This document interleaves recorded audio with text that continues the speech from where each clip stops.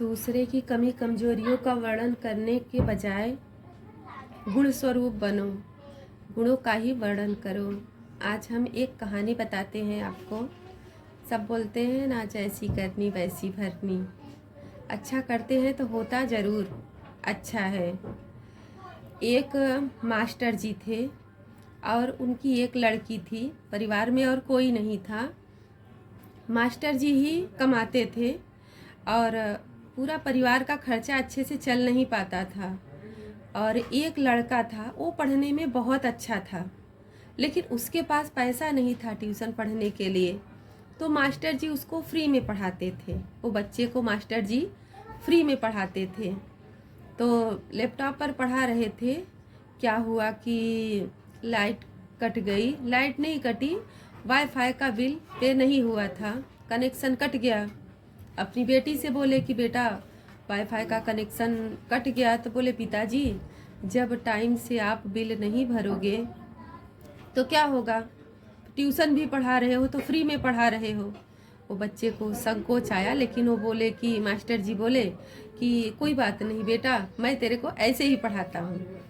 बड़े खुशी खुशी मास्टर जी बच्चे को पढ़ाते थे, क्योंकि उसको संकोच न लगे कि मेरे पास नहीं है, मैं फ्री में पढ़ने के लिए आ रहा हूँ। प्यार से पढ़ाते थे ताकि वो मन से पढ़ ले।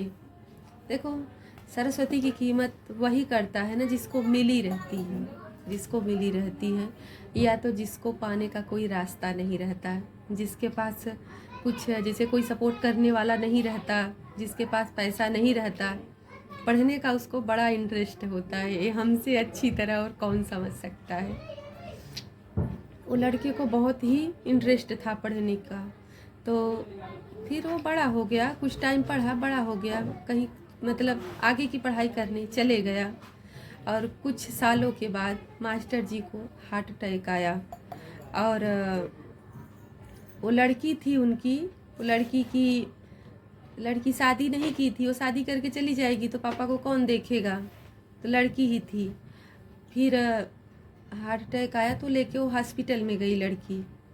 वहाँ पर प्राइवेट हॉस्पिटल था। तो कोई प्रॉब्लम आता है तो समझ में नहीं आता कहाँ जाएं, पैसा कहाँ लगेगा, तब तो जान कीमती रहती है। वो लेके गई बच्ची।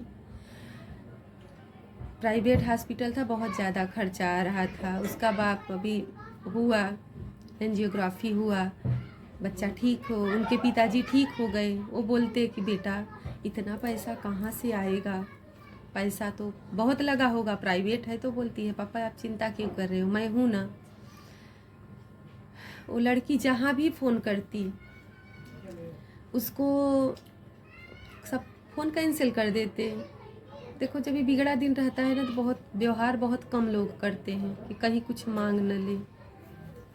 तो बहन की इधर, अपनी बुआ की इधर फ़ोन लगाई, चाचा की इधर फ़ोन लगाई, फ़ोन उसका कोई बात ही नहीं करता। अब वो क्या करे। काउंटर पर उसको बुलाया जा रहा है, डिस्चार्ज पेपर रेडी हो गया है कि आओ पेपर ले जाओ, डिस्चार्ज पेपर ले। जाने की हिम्मत नहीं पड़ रही है। अभी जाएगी तो कहाँ से देगी, पैसा तो उसके पास था नहीं। गई डरते कांपते पैरों से धीरे धीरे गई। जब ये फॉर्म उठाती है और देखती है तो ऊपर लिखा रहता है पेड।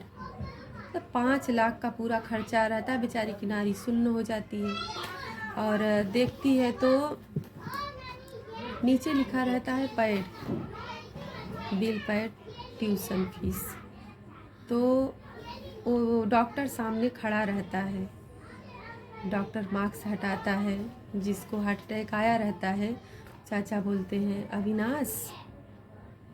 तो मास्टर जी की आंखों में आंसू आ जाती है कि देखो उस समय वो उस बच्चे को सहारा दिए। बोलते हैं ना कि हम अच्छा करें या बुरा करें, 1000 गुना जोड़ के मिलता है।